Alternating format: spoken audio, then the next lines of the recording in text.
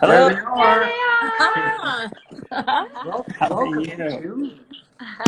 Looks like you guys are hang gliding. Your camera's like.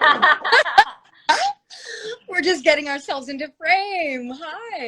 Yeah, you get nice and cozy to get in there. And that's awesome. So we are going to have some questions. So there's a Q&A thing. If anybody wants to put a question there, towards the end, we'll see if we can get to a couple.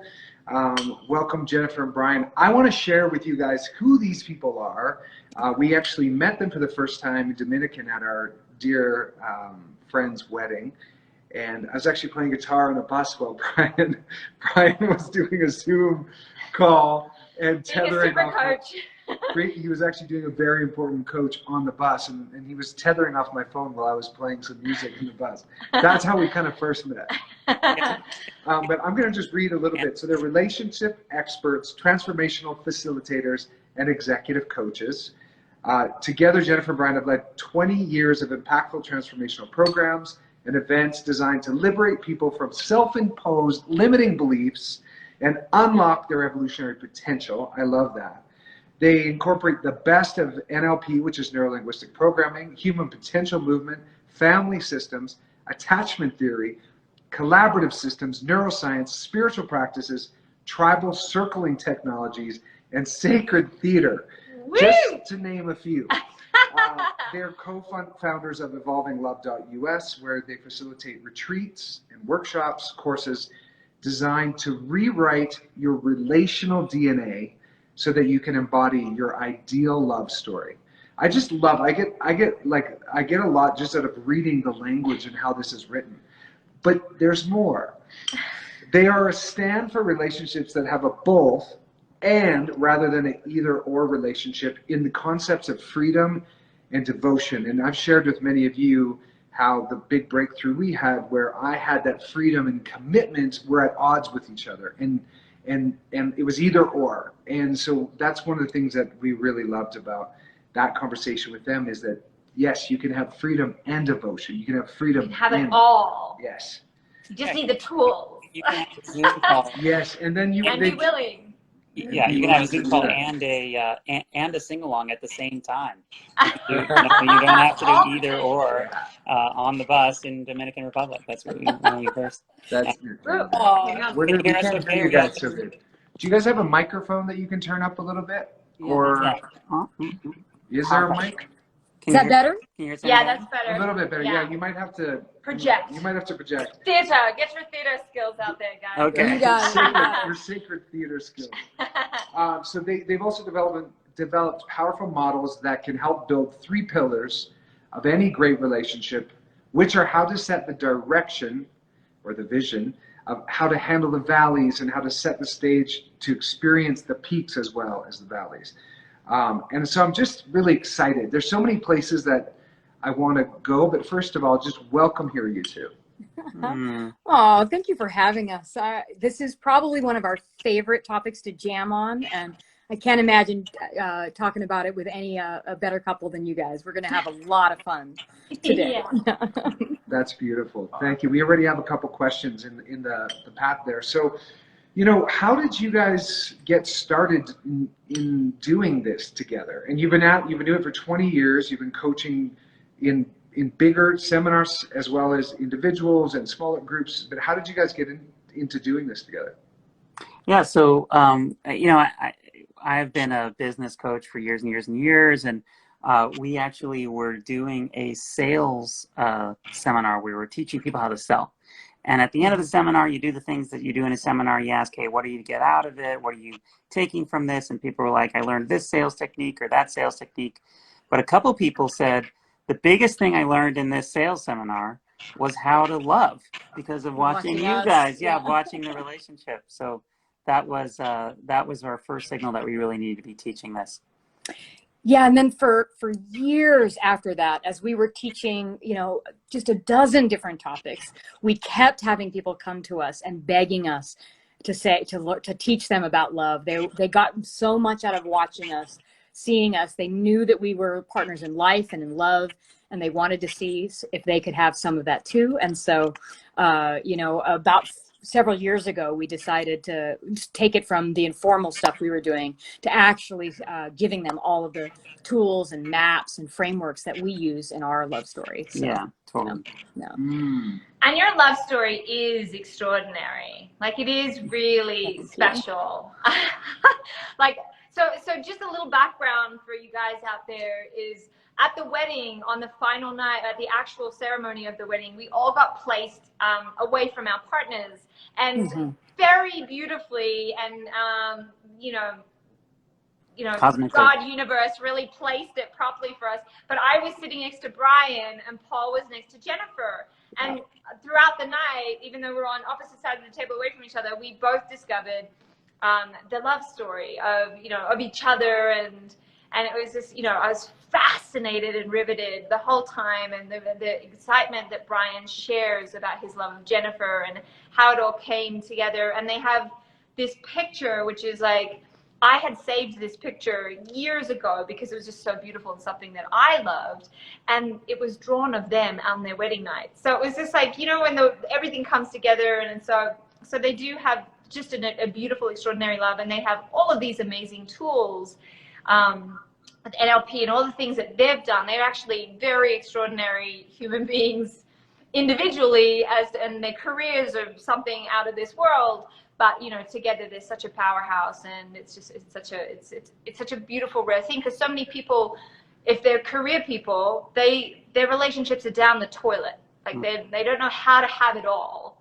and so it's something that usually people sacrifice a lot to to have a great career. You can't have a great relationship, or you can't connect with your kids, or all of that sort of stuff. So I know you guys are here to obliterate all of that. Yes, we're going to bust through some misconceptions, but this is the picture that we're talking about.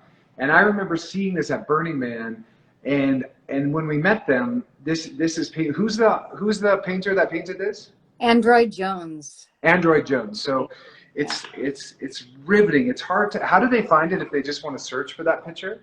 Yeah, they type the word union. Union. Right? And Android Jones. Okay.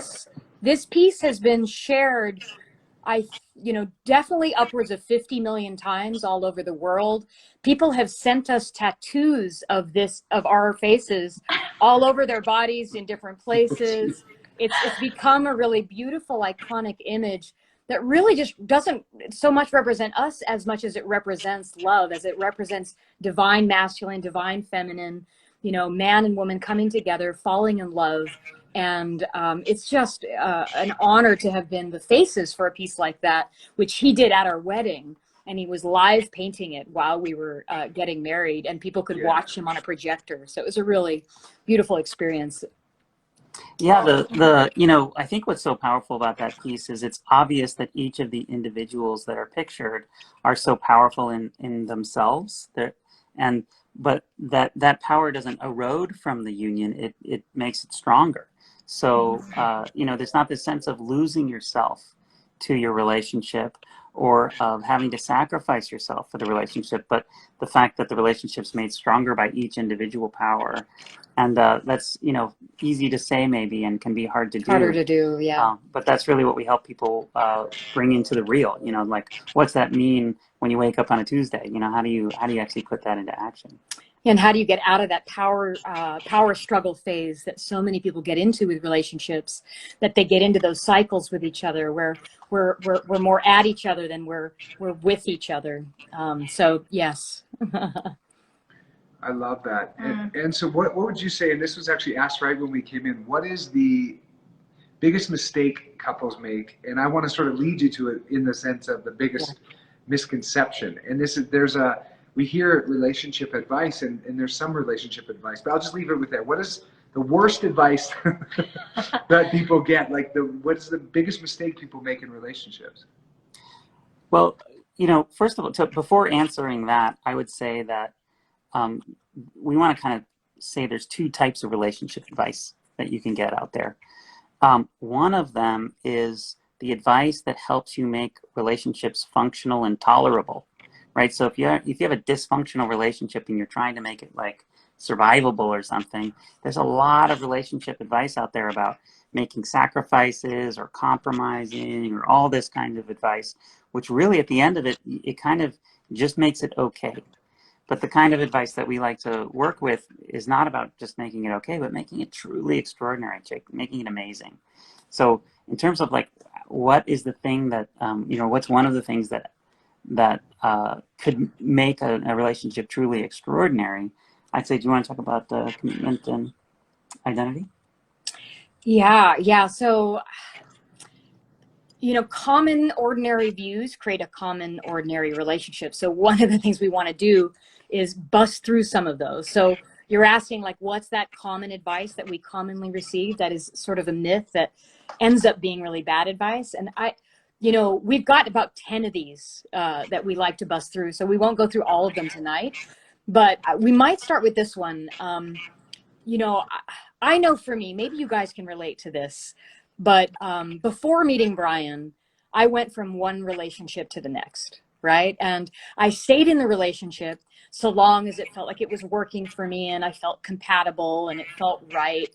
And so I would commit so long as, it was healthy and it felt good and we weren't fighting too much and we weren't in too much power struggle. And so I would go from one relationship to the next, exiting when I didn't like it. And that story is really common, is we basically have what I would call a fixed commitment and a flexible, we have a flexible commitment and a fixed identity. Sorry about that. So when our commitment is flexible, we leave as soon as it gets bad. And when our identity is fixed, right, we're not so much willing to evolve and grow and change in the relationship. We more are looking and evaluating our partner to see if they check all the boxes, right? Are they successful enough? Are they smart enough? Are they caring enough? Do they listen enough? And so we have all of this evaluation of our partner while we keep our identity somewhat fixed. And that's a really common story. Even if you don't use that language, we tend to have a fixed identity and a very flexible commitment, which is why we exit. So Bryan and I's advice is really to turn that 180 degrees. Right? So what we believe is what we want is you need something that's stable, right? In order to create forward momentum, you need one point of stability and one point of motion, right? And the point that you want to be stable, rather than it be your identity, you want your commitment to be what's stable, right? That provides the solid foundation for you to build a great relationship, for you to even feel safe enough to actually go through some of the territory you need to go to transcend a lot of these patterns and cycles that we find ourselves in.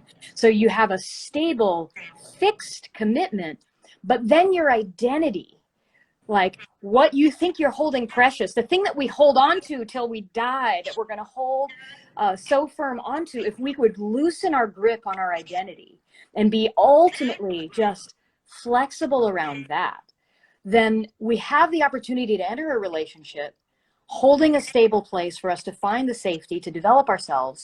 And then in our love story, we're willing to surrender the parts of us that are limited and become the ideal partner that is right for the relationship we're in. I'll sometimes say that the ideal partner for Bryan didn't exist before I met Bryan. Like, I got to die into becoming the woman I dreamed of being in this love story when I was willing to not have a fixed commitment, a fixed identity and a flexible commitment, but having it the reverse, having a flexible identity and a fixed commitment. So we want to turn that one on its head. That's one of the most important ones because it really sets the stage, right? You're able to really grow and learn, and your relationship is always fresh, always new, passionate and growing when you're willing to do that. So someone asked me once, hey, how did you know you deserved to be with Jennifer? She's so extraordinary. How did you know you deserved her when you met her? Oh, that's sweet. Yeah. And I said, well, of course I didn't. I had to become the person, she wasn't the Jennifer that you meet now. And I wasn't the me that I meet, that you meet now. We weren't already ready for the extraordinary relationship we have now. We allowed the relationship we wanted to have together create who we are. And just that determined what kind of me I was going to be. And boy, it's been so surprising and delightful, the discoveries of who I get to be, versus deciding I'm already a certain way and then I need to find a partner who can kind of adapt to me and the way that I already am. So that's I think the big mistake is people think that they are this fixed thing, and that they have to find a partner that can work around that. That actually brings up a lot of, I love that, because so many people like had this list and then they're not willing to like move on their list. The person has to fit that, and then they'll boot them when they're not that. So I know that's a big thing. And I know a big part of the people viewing here watch a lot of Hallmark. And so they have a very big view of like what a perfect scenario looks like, right? On movies. So it's like, what would you say to people that are so locked into that's what real love is, or that's like when it looks like that, that's when you had it. When that's devoid of all the struggle that makes things beautiful. So what would you say to someone like that? Well, like, first of all, I ask them if they're happy now with where that's led. Has looking for that created the kind of experiences that they want? And usually the answer is going to be not yet. Usually if you're looking for it to be perfect or a certain way, you're going to be really paying attention to how it isn't that way now. And then I'd say, the phrase, wherever you go, there you are. Yes. Which means that you might have noticed that if you have a string of relationships, you might have very similar issues come up in those relationships. And you might notice that there's a common denominator between all of that, which is yourself. So we need to change in order to have the relationship of our dreams. And I don't think we know how we need to change. I think our partners do. So get into a relationship with someone who you trust and start becoming the idealized version of you that they dream of.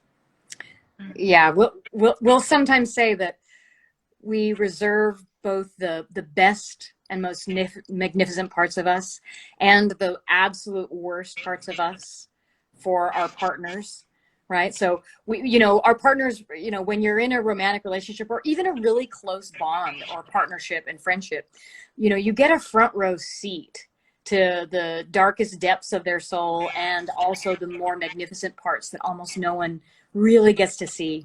And so in the romantic world of TV, which is showing kind of the idealized version, you're missing the other half of what love is all about. And you might mistake love where you're presenting and comparing the outside of someone else's relationship or that TV relationship to the inside of your relationship.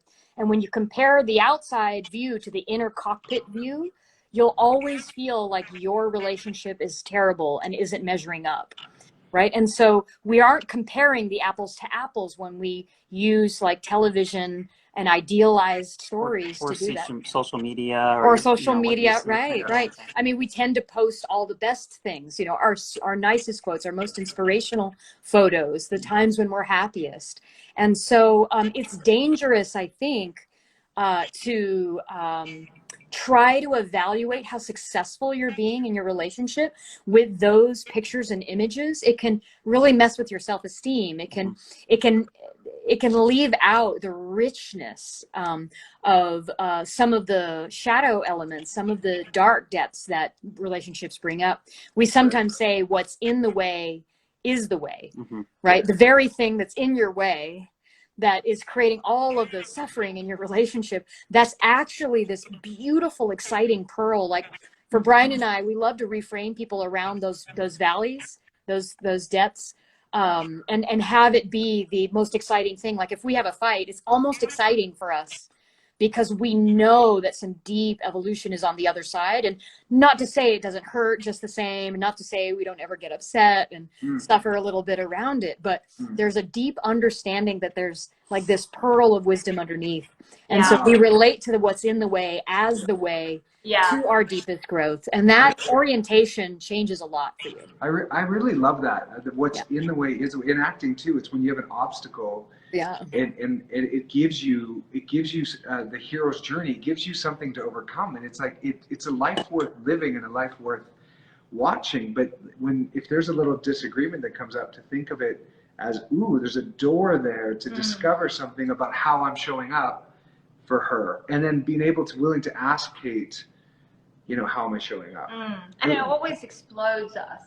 Yeah, when we have it like, oh, because we do the work a lot, so it's rare that we have these yucky moments, but so it feels really terrible when we do. And then usually I'm like, woo, this is gonna be a good one on the other side. I don't have a lot of practice with confrontation.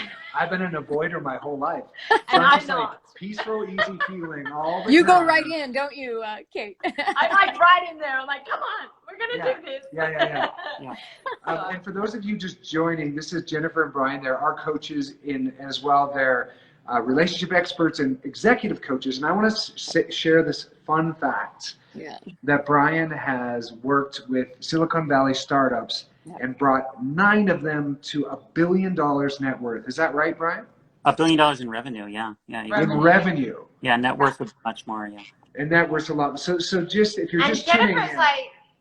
like an amazing scientist. Okay. Oh yeah, tell us exactly, because I'm always telling her, like, she's an amazing scientist. I want to hear that part. So any of my men here, any of my men, stick around. You're going to get listening to somebody who's coached some of the most amazing companies to $1 billion of revenue. And now, Jennifer, I really love your background and how you stumbled into this. It just you have a master's in botany or biology? Biochemistry. So that was my background. And before meeting Bryan, I was basically a biotech and environmental chemist and scientist. I was working at a lot of really high impact startups, doing things like using the best science had to offer to cure cancer and eliminate the use of pesticides and reduce all the VOC pollution in the air. And so I worked on something like 40 different biotechnical technologies that we launched as I met him that were doing some really innovative things in the world. So I love, as a child, I was so curious. I wanted to understand everything about how the world worked.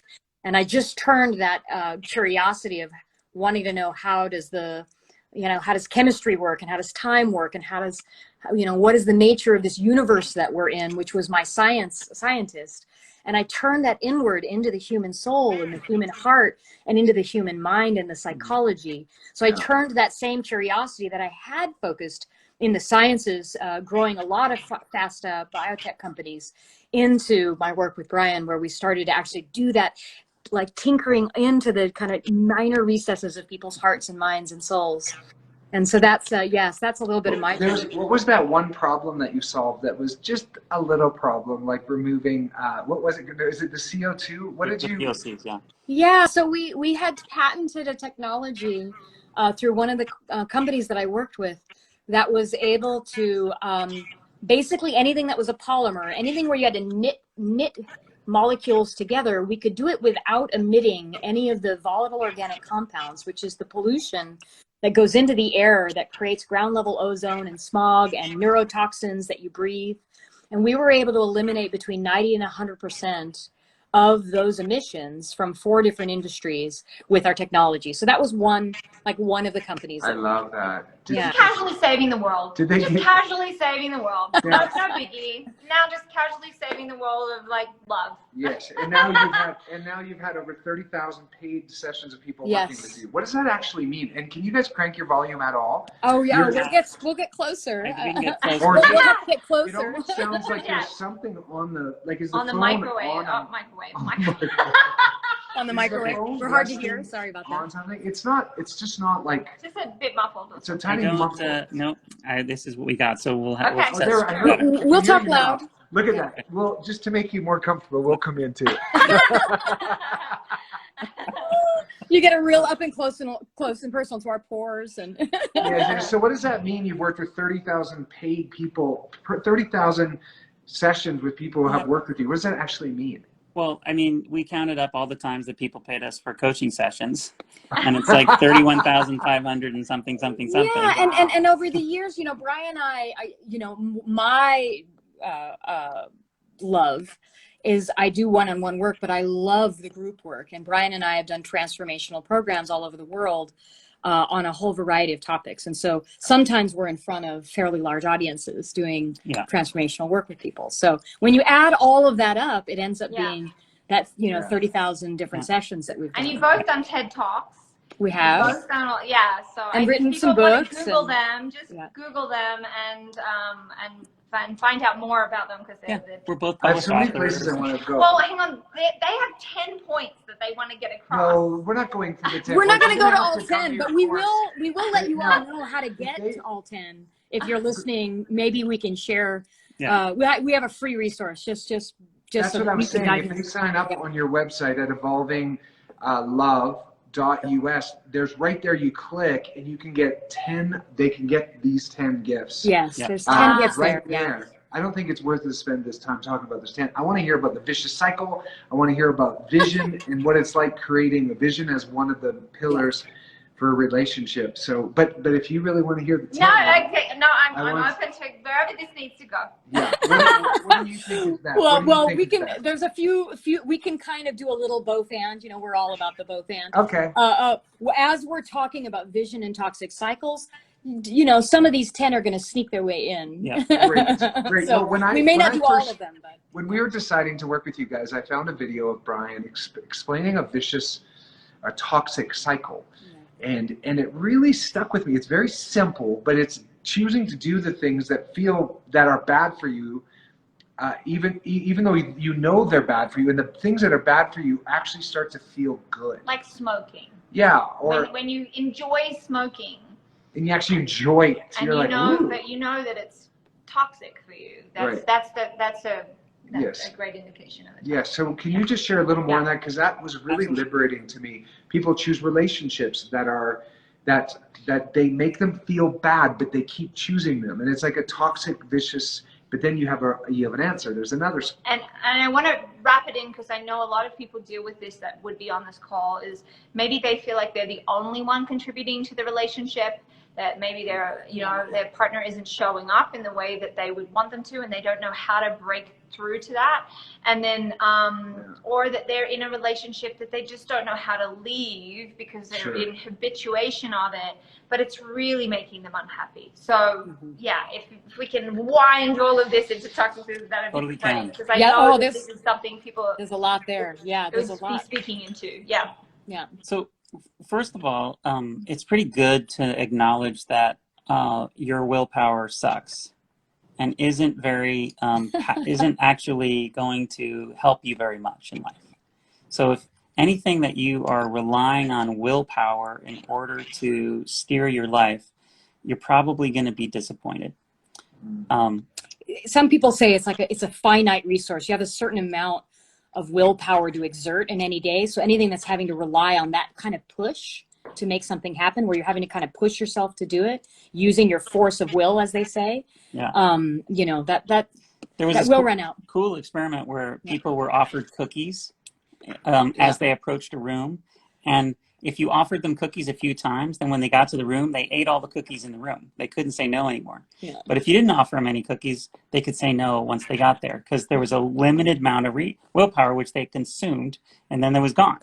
So that's why you're not going to do things that feel bad repeatedly. You're going to do things that feel good. And when you get into a toxic cycle is when things that are bad for you feel good. Like when you are addicted to smoking and you're feeling stressed and you need a smoke break and you need a decharge and you're having that smoke break, you get the hit of the nicotine, it feels good, and the break feels good even though the activity's bad for you. And you're going to keep doing that as long as it feels good. So that's the toxic cycle. And like you said, in relationships, I'd say most of the toxic cycles in relationships is actually when not showing up for your partner feels good. Because let's say you feel a little bit of resentment, and so you're kind of getting back at them, so you're withdrawing a little bit or giving a little cold shoulder, and it feels good to kind of reclaim a little bit of that space. But it's actually bad for the relationship, but it feels good because you're kind of getting back at them. That's an example of a toxic cycle, right? And so obviously the counter to toxic cycles are what's called virtuous cycles, where what's good for you feels good. However, when we're in a toxic cycle, we normally, like, let's go back to smoking, we normally think about it in terms of stopping smoking. Like, how do I interrupt the pattern of doing this thing which is bad for me, but which feels good? Where I think the more effective path towards a virtuous cycle is to find out where we're numbing out the actual cost. How can we feel more of everything? So that you can feel how bad it is, how bad it is for your body. How can you feel how bad your body feels afterwards? How can you feel how bad the lack of sleep feels? How can you feel all of that?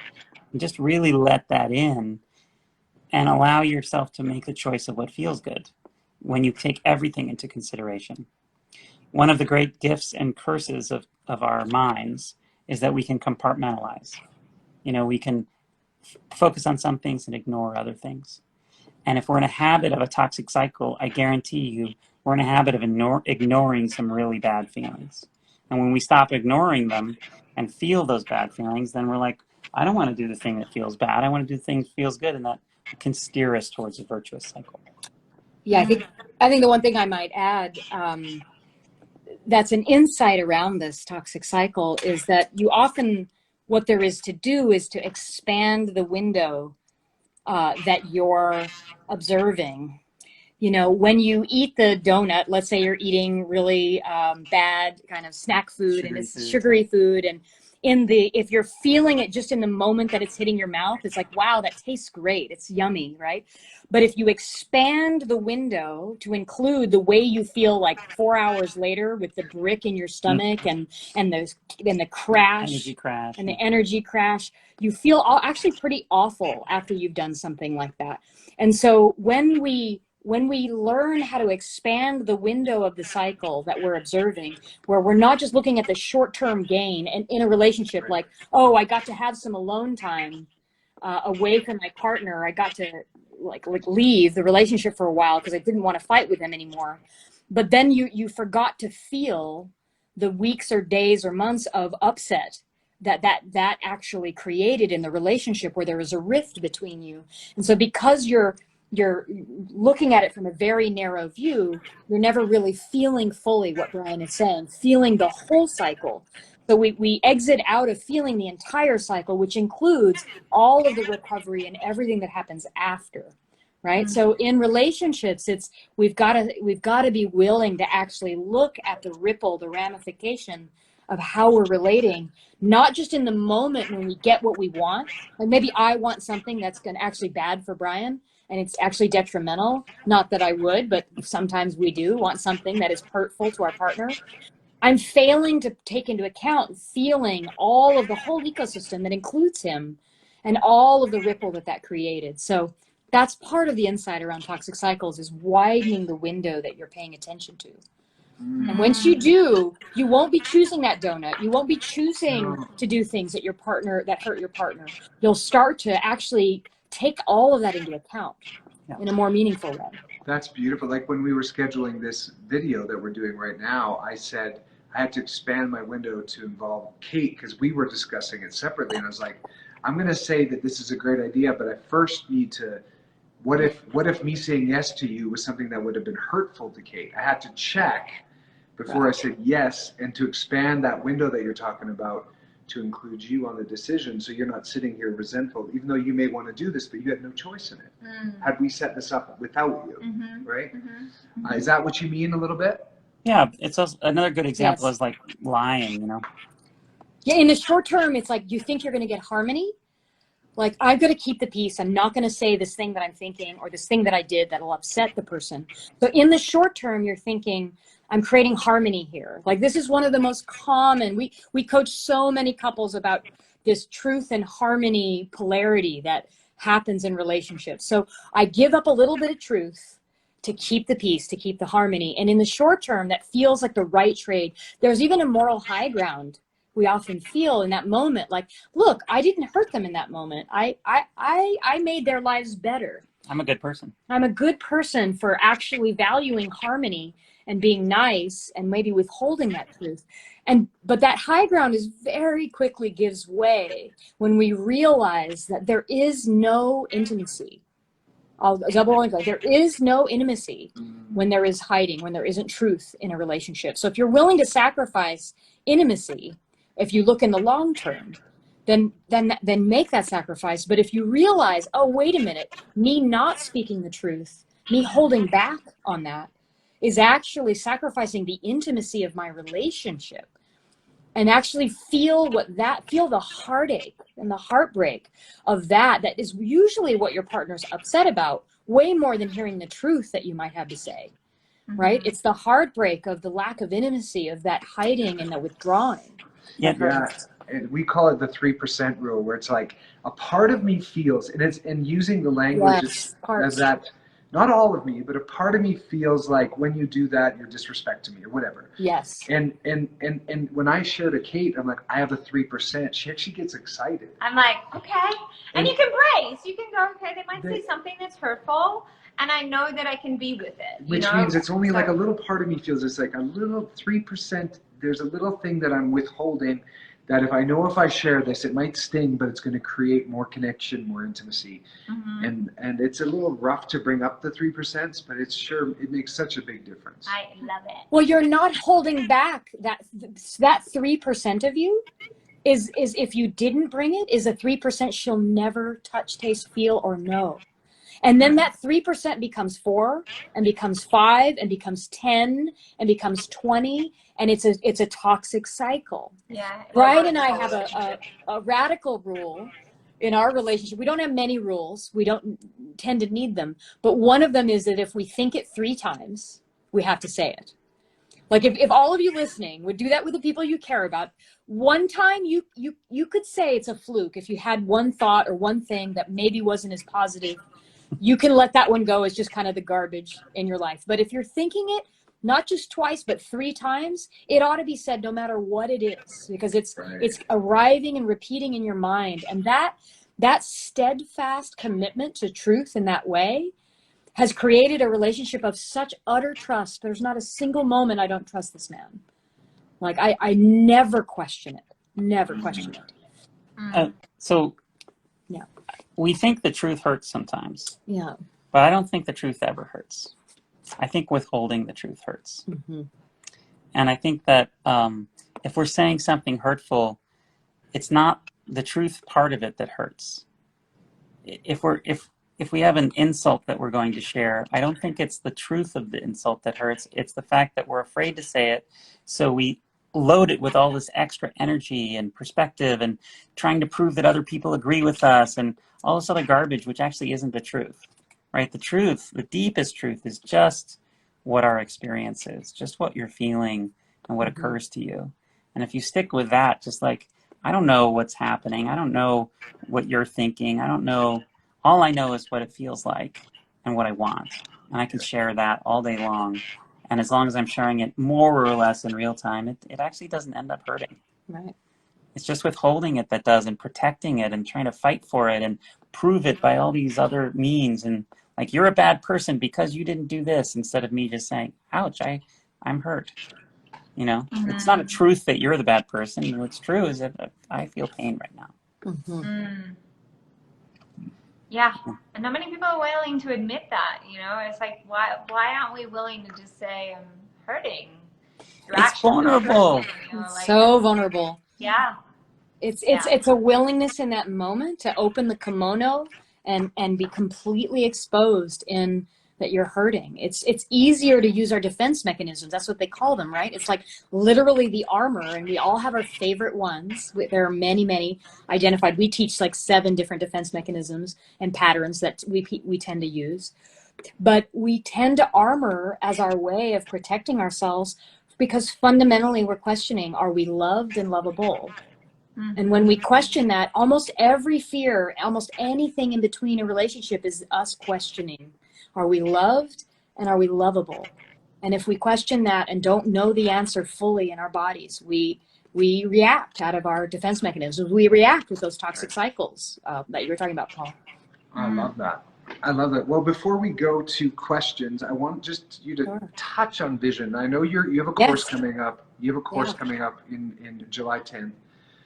And one of the pillars that you teach on is how important it is to have a vision. Like, you would never hire a company or work for a company that had no vision. So how important it is. It's almost like teaching kids in school finance or health or relationships, but it's like teaching, like, without a vision, a nation falls. There's like a Bible verse about without a vision, the nation will perish. Mm-hmm. And I think without a vision, and we don't have like a clear.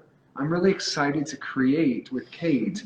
I'm always trying, but Paul used to be like, I can't see that. But what does it mean to create a? Because maybe we have vision, but we don't have like the banner other than freedom. Like our vision is, how do we have the most fun and create freedom for others and for us? And I guess that's a bit of our vision. But I want to hear you just share a little bit, like, what that means to have a vision in a relationship, and how does somebody who's watching right now create one? Well, first of all, let's look at what happens when a relationship doesn't have a vision. And to be honest, most don't. Most people don't ever ask themselves the question, why do they want to be in a relationship? They're just like, they're lonely and it feels bad to be alone, and they're compelled to date, and then that relationship seems like the next step, right? So, or they have a sense of things that they value, but they've never actually been explicit about it so that it's shared with their partner. So either most people aren't thinking about it at all, and then the automatic narratives are running the show, like the automatic patterns that you're trying to kind of prove about yourself, like that you're not enough and that you can't get your needs met and that you can't be met by your partner. All these little narratives that we tell ourselves, we're actually reproving those narratives when we don't have a vision, because those are kind of what is already the pain and the suffering that's in the system that's creating the trauma that we're then repeating. So that's kind of a little piece of what it's like to not have a vision. Yeah. I mean, quite simply, if you're trying to decide where to live, how to handle conflict together, whether or not to have children, or even like where to eat dinner. Right. And it's only you and your partner, and there's no vision that you're agreed to, that you're moving towards, then all there is to do is to compromise between what I want and what she wants. And then we're each fighting for our preferences, right? Yeah. And there's no real right or wrong way to get out of that fight. Like you're fighting over who gets whose way. And it's really not that his preferences are better than mine. So you're stuck in this area of like this compromise zone where somebody's going to compromise. People think compromise is a good thing, right? And this is another one of these myths. It's a myth. Like compromise, when you hear it, it sounds like it makes sense. Like a good relationship, it's reasonable. Is compromise. But you're saying that a vision is almost the remedy for that. It is the remedy for that fight. You'll never have that fight again if you'll do this process that we do in our course, or create a vision for yourselves. Well, the joke about compromise is that if you want red and I want blue, we'll compromise and have purple, which is a color neither of us like. That's what kind of I love that. And if you're gonna how do you compromise about having kids? I want to have kids now. I don't want to have kids. What do you like? Have half a kid? I don't even know what. There's not even a way. Yeah. How does that even mean? Right. So I've seen that in relationships, and that is a brutal one. It's brutal. It seems like good advice. Like you hear it. It sounds like sage wisdom from your grandfather or something. Oh, you'll hear it everywhere. I mean, like I've heard many people in married. They've just gotten married, and people are asked to give the advice to the couple, and one of the top pieces of advice you hear is, learn how to compromise in your relationship to make it work. Right? So you would say never compromise, create a vision, but how does someone create a vision? Either way, you want to have a vision that's shared between the two of you, because what happens is, instead of having two poles, right? There's Brian's pole and my pole, and there's two poles in the relationship where that can lead to the deadlock and the power struggle and all of the toxic cycles. Because with two poles, there's no way out of that struggle. What we recommend is like three poles, like holding up the tent. You've got this third pole, and this third pole is your relationship vision. And when you share it, and it's something you both collaborate on and you co-create it, it becomes something that helps you make the decision around, do we go in, do we stay out, what do we have for dinner? Well, what would be in service to this third pole? So it's not about who's getting whose way. Brian and I never have that fight ever. Like in 13 years, I can't remember a time when we've had it because of this relationship vision. And it's like the source of like at least 50% of the fights. And so instead you're like, okay, well, what actually serves this vision of ours? Would we get more if we stayed in and relaxed and recuperated, or more if we went out and we're with our friends? Well, it depends on what your vision is. Yeah. And it usually becomes clear we're no longer fighting each other on opposite sides. It's two of us looking at what our decision is, trying to together determine what's in alignment with who we want to be. And that is one of the many powerful aspects of having a shared relationship vision that takes your love life off of automatic and gives you something that's explicit and consciously created. And so that's like when we said 3 pillars, the first pillar is, do you know how to set the direction for your relationship? Just like you're never going to get where you want to go if you don't first set the rudder and set a direction. And so many people don't ever set that direction and wonder why the relationship just falls apart. That's why we're so huge on declarations with our program. It's like the first thing. It's like, and then what you know, are you creating? What are you creating? And so many people, you know, like they want to just fix the minutia of their issues, right? And I was like, okay, yes, you can have that, but then like look at the horizon.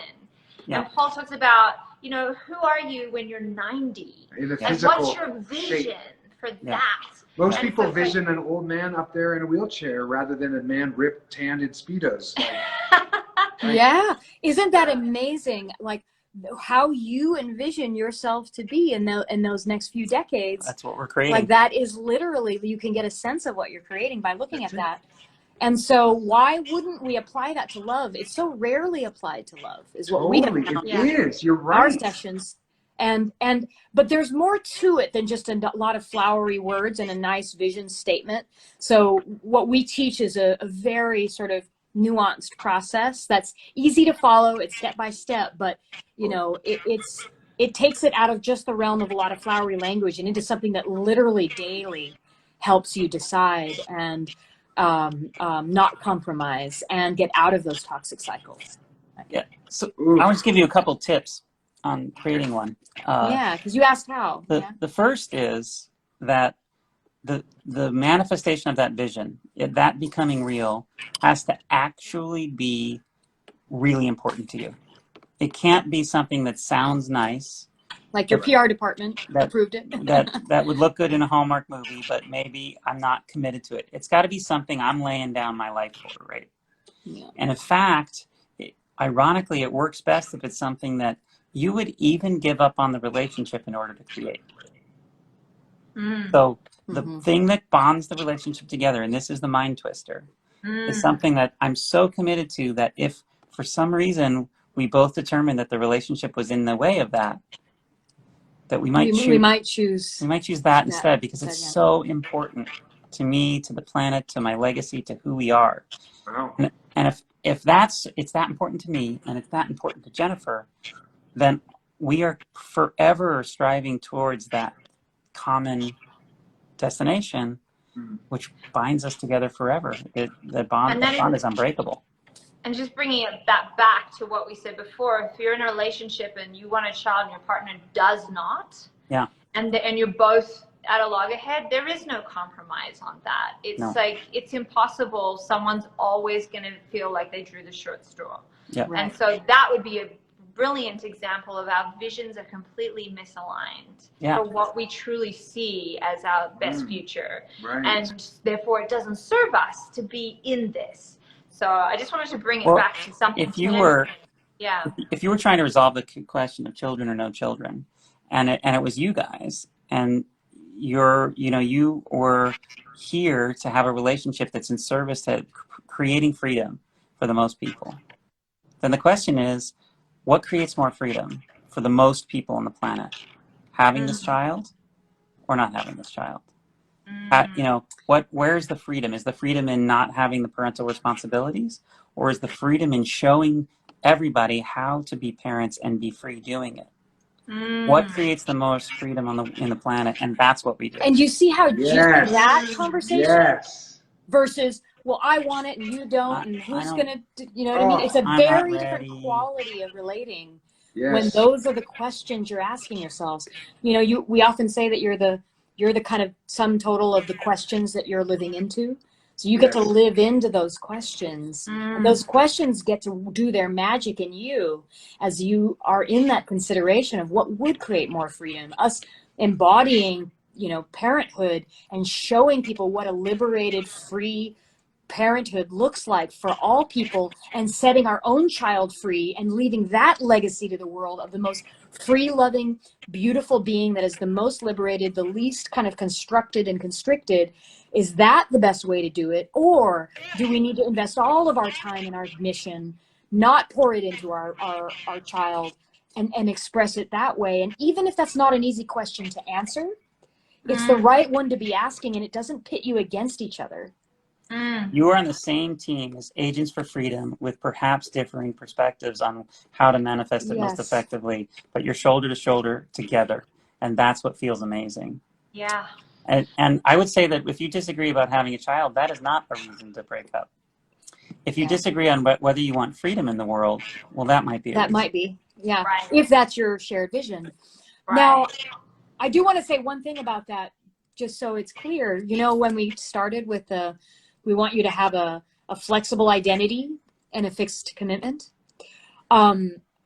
We also believe that every vision has a cycle of its own and will outlive itself. Unless you're standing still and you're not growing at all, eventually that vision, even yours around freedom, will give way to something even deeper, because it'll be so ubiquitous. It'll be so clear that you've already achieved it, that it doesn't need to be the thing you aspire to. And then you'll drop that and then pick up a different one. But then you redo this process.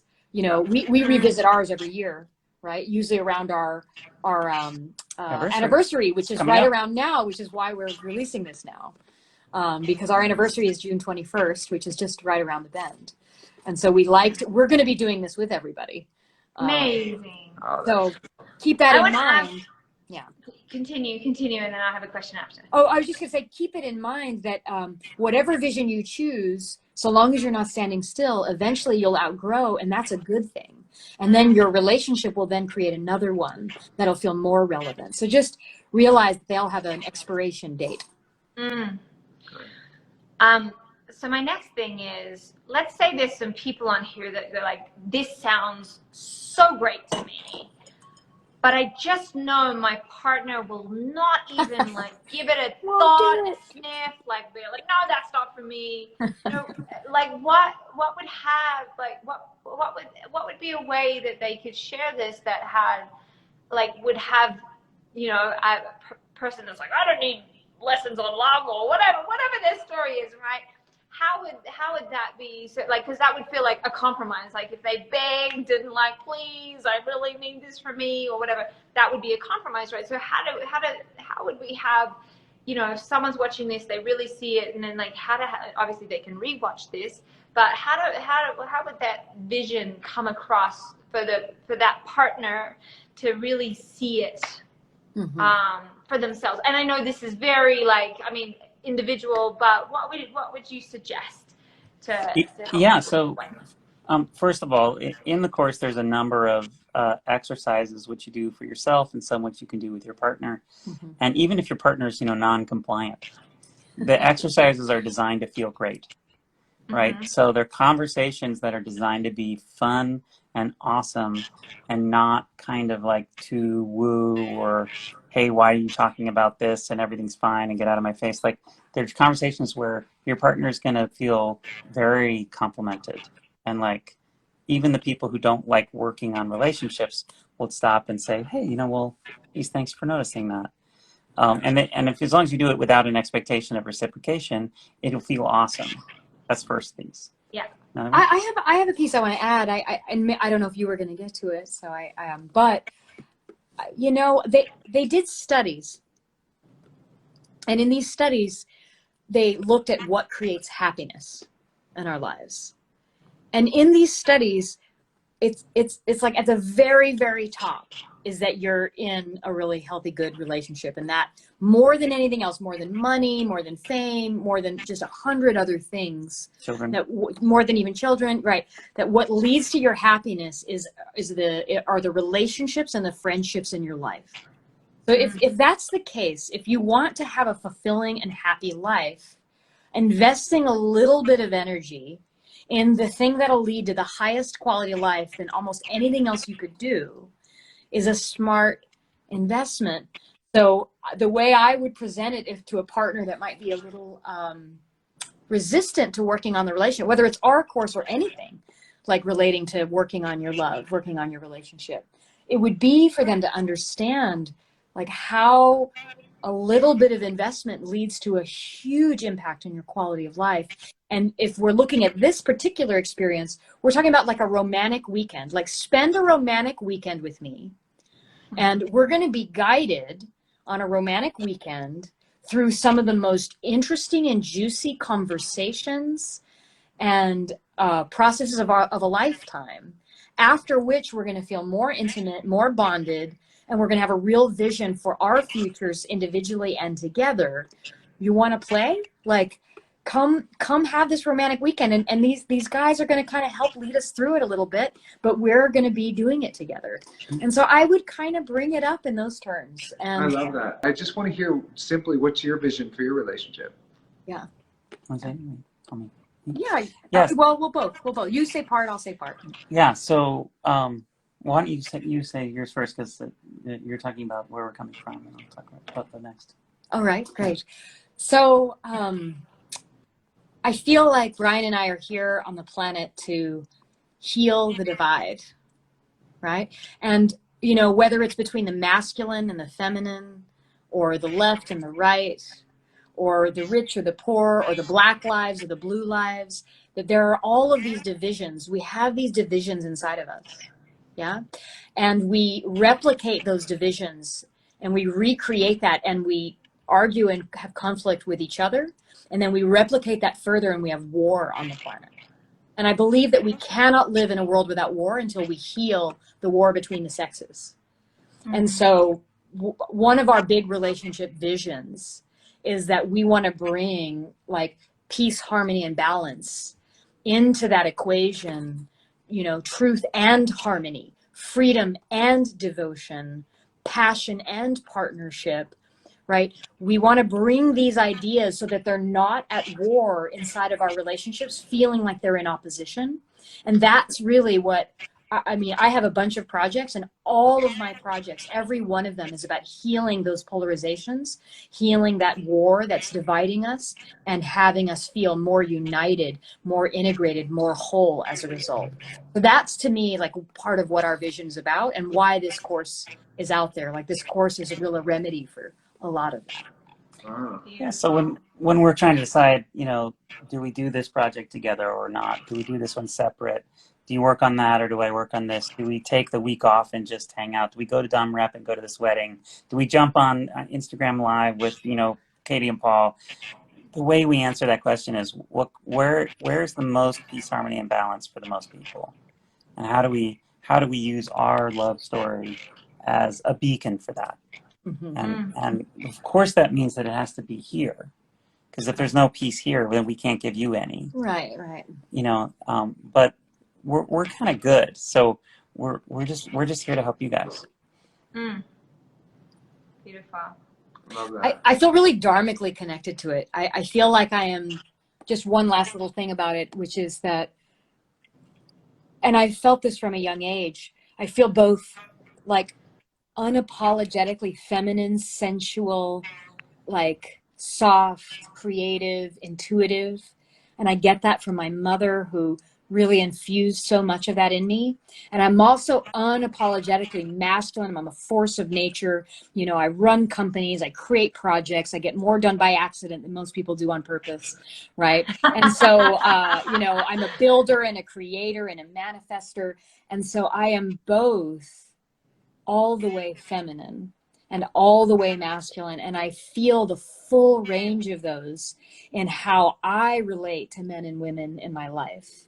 And I want to teach people in that healing of that divide to embrace the parts of each of those energies that they've marginalized. Because once you do, there's so much potency that's available to you from both of those energies. And so I feel like I've been able to really uniquely harmonize those in my own being. And so passing that, any little pieces of wisdom that I've gained around traversing that journey down feels like a dharmic path for me. I don't know if you can see that picture behind us above the bed there. It might be too small. Yeah, with the woman, but it's a woman with A wolf? this ferocious cat leaping from her heart, roaring, and the woman is so serene and feminine with a little hummingbird, and that feels to me like Jennifer and her mission, her manifestation. Kate and Jennifer have a lot of similarities. I think. Yes, I feel sisterhood with you on this one. Yeah, for sure. Someone asked a question about God, and I'm really glad they asked this question because they're like, "Where's God in this?" Because I have a majority, a big group of my followers are faith-based. Yes. And but it's so obvious to me. It's like you create a vision with God. Like it's so, and some people would call that relationship with the divine. Like not everybody is religious watching this, but if God is such a big piece, you create that vision with God of the relationship. That's how I would answer. What would you say?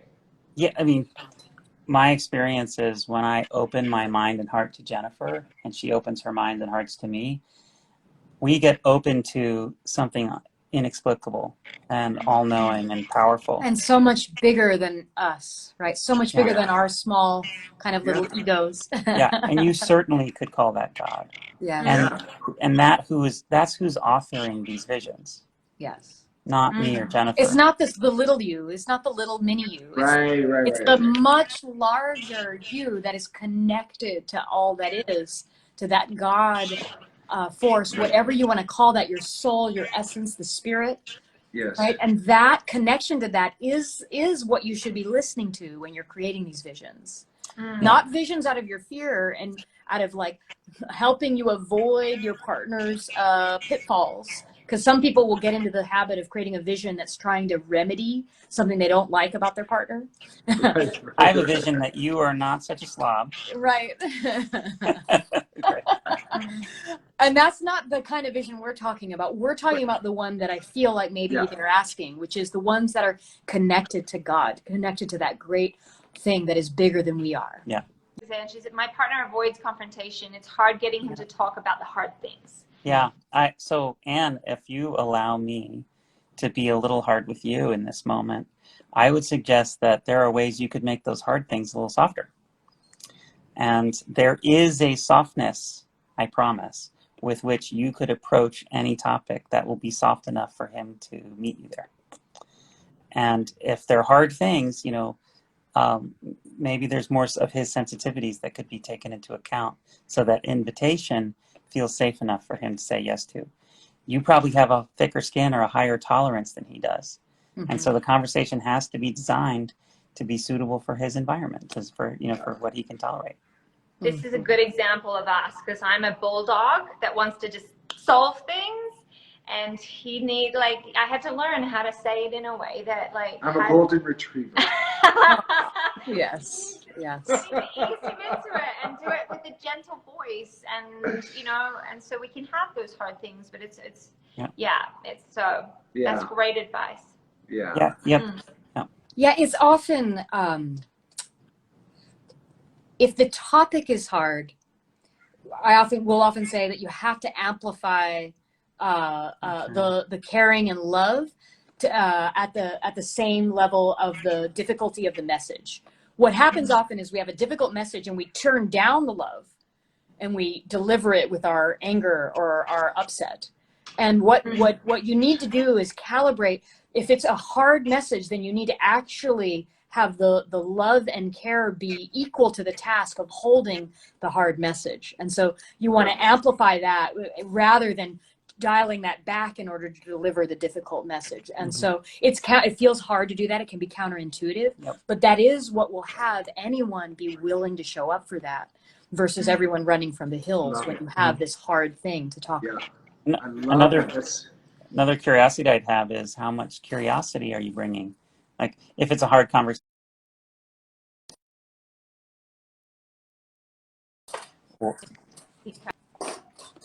Keep going. If it's a hard conversation. Have you already decided how it is and what's true and how it's got to be? Or are you willing to bring not knowing and curiosity? What's it like for you? What's your experience? What do you think? Because often that curiosity is all the softness that people need in order to bring the difficult conversation. Last one. Paula's asked, is two things she's asked several times is, can you learn empathy is number one, and do you think opposites attract?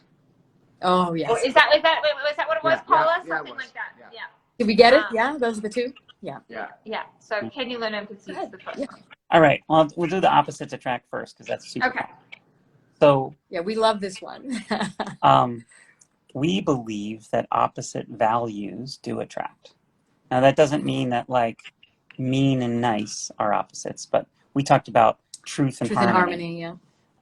Freedom and devotion. Passion and partnership. These are opposite energies, opposite values, and we tend to sacrifice one in order to get the other in our lives, and we tend to make that same choice again and again and again. So therefore, we really want to meet people and marry them when they make the opposite choice that we've been accustomed to making. You know, it's part of what had us fall in love with them to begin with. Like, you know, Bryan brought more harmony and I brought more truth, and I was just in awe of his ability to bring such empathy and softness and kindness. And I was more the bulldog, bringing truth and you know, being honest and being real. And I had such admiration for him, so I knew that I needed to cross train. Like, why I was so drawn to him was because he had these values, these qualities that I actually admired, but weren't as developed in expressing. And so this idea of opposites attract, it's more like there are value sets that we admire from that we've been compromising on again and again, that have us actually want to learn to not make that compromise anymore. And our partners usually can help us unwind that. But those very compromises that your partner is making to not do, like if he's harmony and he'll sacrifice truth, what happens is that ends up being the fight where I'm like, well, would you just be honest with me? I want you to be truthful, right? So we have to learn how to actually look at and realize that our partners are there to help us cross-train the very things that we need to go to the relational gym to develop. And that's the opportunity in relationship, is to do that. It sounds to me like opposites attract if you're willing to do the work, because like Kate and I are totally opposite, and it seems like you guys are. So it's like the answer is yes, if you're willing to go to look at the thing that's in the way and make it the way. Yeah. And well, they create polarity. To be your teacher. Yeah. They create polarity, right? So either way, there's polarity, meaning like there's fire in the relationship. That fire can show up as conflict, or it can show up as a lot of fast evolution and growth. The energy is in the polarity, in the differences. That's what draws us to one another. So whether you turn that into the biggest fights you have, or you turn it into the biggest growth, that is all about, I mean, that's what we teach people how to do, is alchemize those differences, right? So it's important. I get excited when Bryan and I are different about something. I'm like, oh, great, I have a whole nother arena, a whole nother dimension of experience. Perspective, I'm going to get to learn from. Grow from. Yes. So that's the orientation I recommend around the opposites. Yeah. And then just real quick, your second question, or it was actually your first question because we did it in reverse order, but can empathy be learned? Oh, empathy, yes. So I'm going to be controversial. I'm going to say no, empathy cannot be learned because it is the natural state for everyone. And anyone who's not exhibiting empathy is not feeling safe. Yeah. And some of us, because of our traumas because of the way we've been hurt in the past, because of the way we've learned how to love from our families of origins. Some of us are perpetually not feeling safe enough to think about or feel other people. Wow. But the minute we are, the very moment that we feel safe enough, empathy just comes pouring out. And that I've experienced that even with people who have so-called personality disorders or, you know, really have challenges. As soon as they're feeling safe and they're not having to grip and defend their identities, their relaxes. egos, their safety, their protections, their armoring, as soon as that relaxes, we return to our natural state, which is empathy. So it doesn't need to be learned because it's already there underneath. It seems like it just needs to be remembered. It's a remembering. Wow. Yeah, I've What never. a beautiful point to end on. My Oh, that is a boom. Yeah. I like that one. So, anything else? No, I was going to say we'd love to see you all there with us. Yes. Yeah. Yes. So fun to talk with you guys. We love you so much. Yeah, I love jamming on this topic with you anytime, and I hope there's at least one or two little nuggets, little psychoactive seeds that if you take one thing away from today, you just let it kind of take root in your mind and your heart. I hope that you let that happen and have your heart open more to love. Thank you both. You guys have such an inspiring relationship, and I love the way that you give to your community. So we were happy to get on with you guys and jam. Have a great rest of your night, everyone. Thank you guys for watching and tuning in and asking great questions. And people can follow you also here on Instagram. Yep. And then maybe you guys could put a link on there for them to, because it's here now, right here, everybody can follow you on Instagram, and then there's a way for them to join your thing on your thing. Yep. Good. Okay. Perfect. All right. Lots of love, you guys. Wonderful night, you guys. Have a great one. Yeah. Thank you all for coming. Bye, everybody. Bye. Big love. Good night. Bye-bye. Bye.